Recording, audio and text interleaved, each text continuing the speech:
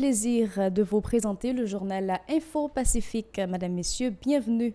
Au sommaire de l'actualité, au moins 2 personnes blessées par balle lundi dans une nouvelle tentative des bandes armées de détourner un camion de marchandises à Martissan, entrée sud de Port-au-Prince. L'insécurité grandissante perturbe sérieusement l'activité au palais de justice de Port-au-Prince. À l'armée, des hommes de loi et des justiciables condamnent cette situation. Vous aurez dans cette édition un reportage de Nancy Constant sur les images de David Mercius. Les résidents de la capitale, peu enthousiastes à la remobilisation de l'armée, cette initiative n'a fait qu'enfoncer davantage le pays dans le bourbier, déclare-t-il.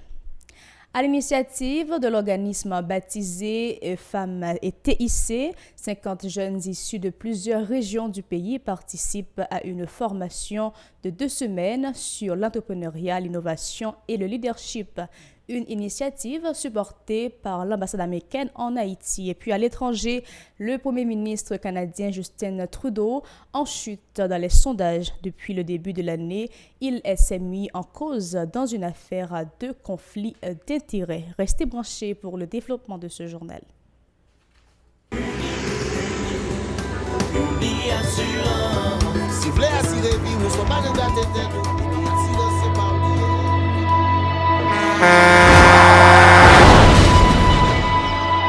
En général, moun pa reme pran assurance.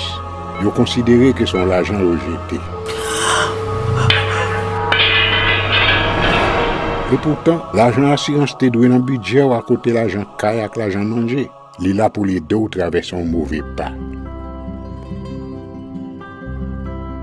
Gardez tout à côté ou. Ouais comment gros problème qu'on entre sur moun sans attendre. Mandez Dieu pardon, ça qu'arrive au tout. Une assurance dit ou précaution pas capon. Les mal arrivés, les faux amis flair saison a fait comme si on pas de jambe connaît. Une assurance après ta faire pour le jour, continuer vivre la vie quitter ce coup là dans main nous. Une assurance. Vivez en toute assurance. Merci de votre fidélité. Nous sommes au développement de ce journal. Nouvelle journée de tension à Martissan, entrée sud de la capitale où 2 personnes ont été blessées lors d'une tentative des bandes armées de détourner un camion de marchandises. Le véhicule était en provenance des Côtes de Fer dans le département du Sud-Est. Les gangsters ont intimé au conducteur l'ordre de prendre la direction de leur base. À son refus, ils ont tiré sur le camion, blessant le propriétaire et le manager. Au bicentenaire, les malfrats ont une fois de plus semé la panique au moyen de tirs incessants. La circulation automobile et piétonne et l'activité commerciale étaient affectées par cette nouvelle fusillade, a-t-on appris. Le climat d'insécurité qui sévit depuis des mois au bicentenaire à l'entrée sud de la capitale inquiète les hommes de loi et les justiciables qui fréquentent le palais de justice de Port-au-Prince. Ils invitent les instances concernées à prendre des mesures urgentes pour établir le calme et la sécurité dans les parages du bâtiment. Reportage Nancy Constant et David Mercius. Lundi 19 août, midi, nous sommes au local du palais de justice de Port-au-Prince au bicentenaire. Un espace déserté par bon nombre de justiciables en raison des tirs-nourris qui se font entendre à longueur de journée dans les parages. Inquiets, des membres de la Bazoche ont condamné cette situation. Oui, pas de monde qui vient là parce que l'ambiance est vraiment délétère. Donc, m'estime que là, pas d'ambiance. Moi, je pense que l'État sur ses responsabilités. Bon, bien que l'appel de l'État, donc on est que de nos jours, pas de l'État encore parce que après, pas de monde qui est épargné. Député a pris balle, donc nous voyons que nous sommes vraiment délétères. Côté que balle pas bon du tout. Moi, j'estime que il faut l'État prendre des dispositions pour que au moins nous sauver à les judiciaires qui prévoient pour le premier lundi du mois d'octobre. Bon, nous allons directement sur l'exécutif. Parce que sans exécutif là, ouais, c'est lui qui embrasse toute bagaille, c'est lui qui fait tout ça qui est possible pour que les gens vivent tant que le monde. Les agissements des bandes armées qui défient les autorités judiciaires dans leur propre fief est inacceptable, s'insurgent les hommes de loi. Les tirs incessants nuisent au travail des parquetiers pourtant déterminés à lutter contre la détention préventive prolongée en cette période. Au cas de la salle d'audience, malgré gases criminels, doyen pas vouti mobiliser tout le juge parce que situation vraiment difficile. À chaque fois que quelqu'un tire là, même si le juge prend siège là, c'est sûr qu'il y aller, pas d'audience qui fait, pas de rien qui a fait, nous paralyser complètement. Si pas trouvé nécessaire pour que le tribunal la déplace, ça mieux. Il n'est pas obligé d'attendre que l'avocat commence à mourir ou bien commissaire ou bien juge commence à mourir.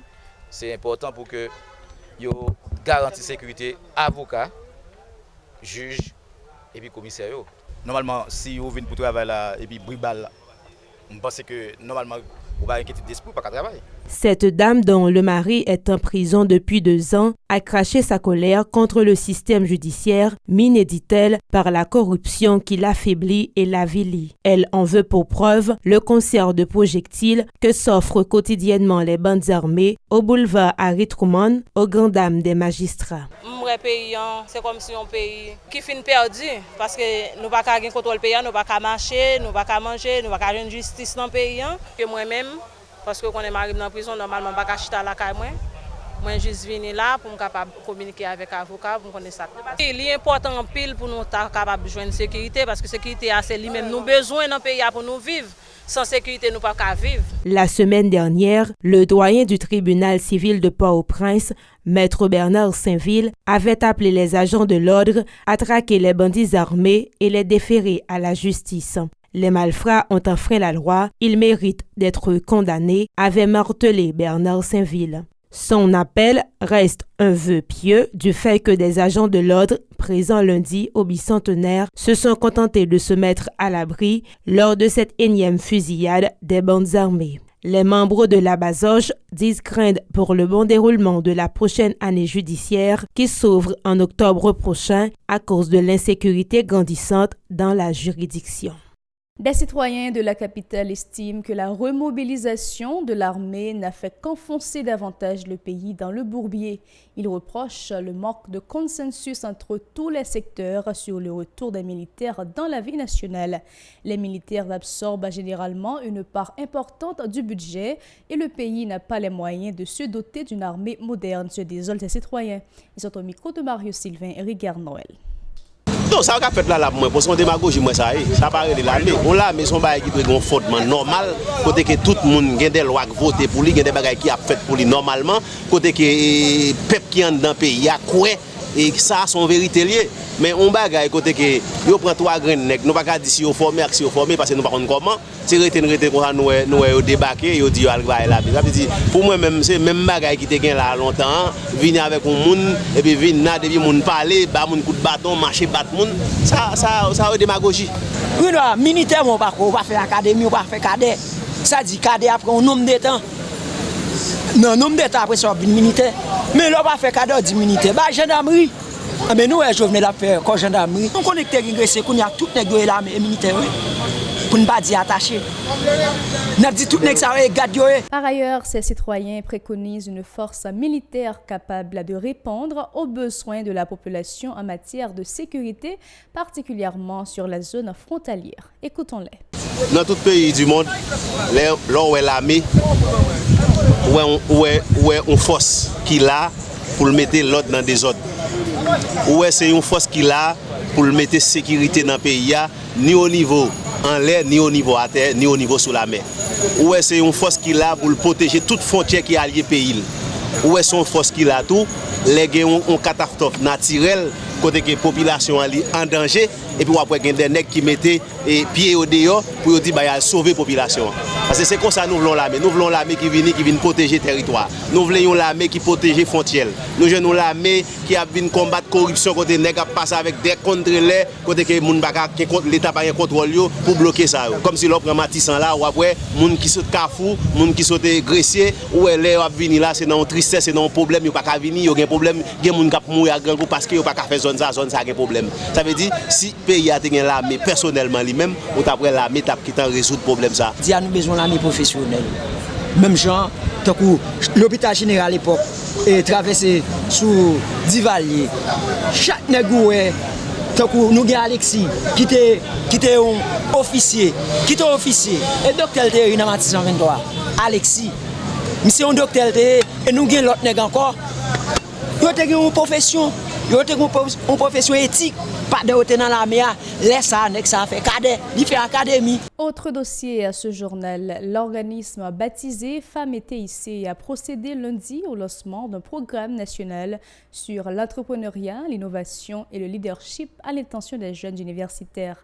50 jeunes issus de plusieurs régions du pays participent à ces 2 semaines d'activité au local de l'École supérieure d'infotronique d'Haïti, ESI, avec le support de l'ambassade américaine en Haïti. La présidente de cette structure, Nadia Jean-Charles, s'est félicitée de la présence de ces jeunes à ce programme. Ils bénéficieront d'une formation dans plusieurs filières liées aux nouvelles technologies de l'information et de la communication au cours de leur passage dans la capitale. Ces propos recueillis par Mario Sylvain et Régard Noël. Jeudi, c'est un plaisir pour nous implémenter NIPAI, National Entrepreneurial Program for Youth. C'est un programme qui facilite, qui permet pendant 2 semaines de faire entrer des jeunes universitaires des différents départements comme Centre, Sud, Ouest, Artibonite, pour rentrer dans l'espace côté nous, École supérieure infotronique d'Haïti, pour nous faire des training, ressources et tout ça qu'on a besoin pour exceller en tant que leader dans la communauté. Donc, chaque jeune qui participe dans l'activité, dans le programme, c'est des ambassadeurs de communauté ou de département. Ils gagnent après 2 semaines pour retourner dans le département pour partager avec la communauté, ça va recevoir. Ils ont gagné pour implémenter un projet à côté que ils ont gagné pour réfléchir pendant 2 semaines sur le problème que la communauté a confronté. Et puis ensemble pendant 2 semaines regarder comment ils sont capables d'aider aux joindre des solutions, implémenter des solutions pour leur arriver dans la communauté, pour implémenter pour permettre que la communauté a bénéficié d'eux. Alors, tant que j'ai dit, c'est un programme de 2 semaines intense, côté que il y a recevoir des formations, il y a bien des ressources et il y a en mesure pour faire connexion. Là, parler de connexion, nous connaissons dans le domaine entrepreneuriat. D'ailleurs, c'est pas un bagage, il n'y a pas inculqué ça la caille nous, ni pas inculqué dans la culture non. Permettre que nous utilisions les ressources que nous avons disponibles. Par exemple, les ressources humaines qui sont plus grandes ressources, potentielles ressources que nous avons utilisées à des fins très utiles. Le directeur général de l'École supérieure d'infotronique d'Haïti se réjouit du fait d'avoir accueilli l'activité. Il en a profité pour mettre l'accent sur l'importance des technologies de l'information et de la communication dans le développement socio-économique d'un pays. Écoutons à présent Patrick Cattier. De la vitesse d'évolution des choses, aujourd'hui les métiers sont largement rediscutés. La médecine, le droit sont remis en question aujourd'hui par l'intelligence artificielle. Il y a énormément de métiers dont on n'est pas forcément conscient parce qu'on vit sur un terrain sur lequel on n'est pas forcément exposé à ce genre de choses. Et je crois que là encore, l'activité organisée par NEPI, donc par Haïti Femmes Éthiques en collaboration avec l'ambassade américaine et d'autres partenaires dont on a parlé tout à l'heure, est extrêmement importante parce qu'elle contribue à cette sensibilisation, mais elle va encore plus loin parce qu'elle permet aussi de créer une confiance en soi parmi les participantes en leur disant non seulement c'est un secteur en plein développement, en plein boom, mais aussi c'est un secteur dans lequel vous pouvez créer vos propres activités. Donc créer une activité, créer une entreprise, on parle d'entrepreneuriat, on en parle beaucoup. C'est un secteur qui n'est pas forcément aussi facile qu'on dit à faire décoller. Et je crois que l'activité NEPI aujourd'hui va contribuer largement à ça, non seulement à cette sensibilisation, mais aussi à montrer à ces dames qu'elles peuvent créer quelque chose. Et être entrepreneur, c'est pas forcément créer son entreprise, c'est pas que ça. On peut travailler dans une entreprise et entreprendre. On peut créer une activité nouvelle, proposer des idées nouvelles, avoir sa propre équipe, son propre projet dans lequel on innove.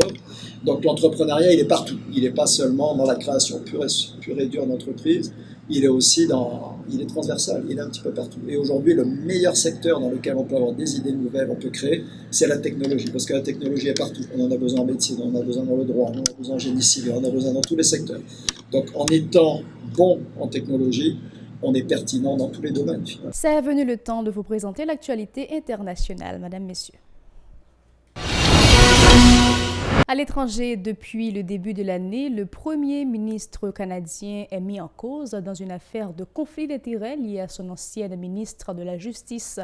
Éclaboussé par ce scandale depuis plusieurs mois, Justin Trudeau a fortement chuté dans les sondages. À moins de 2 mois des élections législatives où conservateurs et libéraux sont au coude à coude, le premier ministre canadien est toujours empêtré dans un scandale d'ampleur nationale depuis qu'un rapport du Parlement l'accuse d'avoir violé la loi sur les conflits d'intérêts.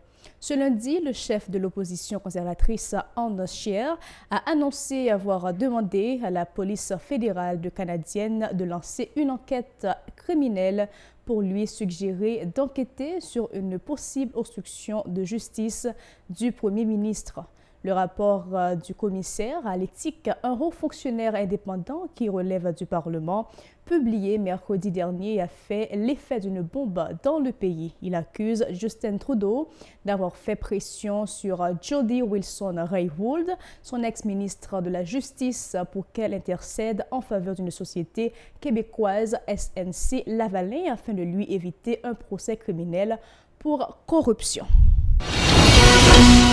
Suivez-nous sur Facebook, Twitter, Instagram, YouTube et radiotélépacifique.com ou encore sur les bouquets Canal+, chaîne 182, Télé Haïti, New TV, chaîne 54 et à Bahamas Nassau sur Kebo Bahamas, chaîne 384. Ici prend fin ce journal. Bonsoir.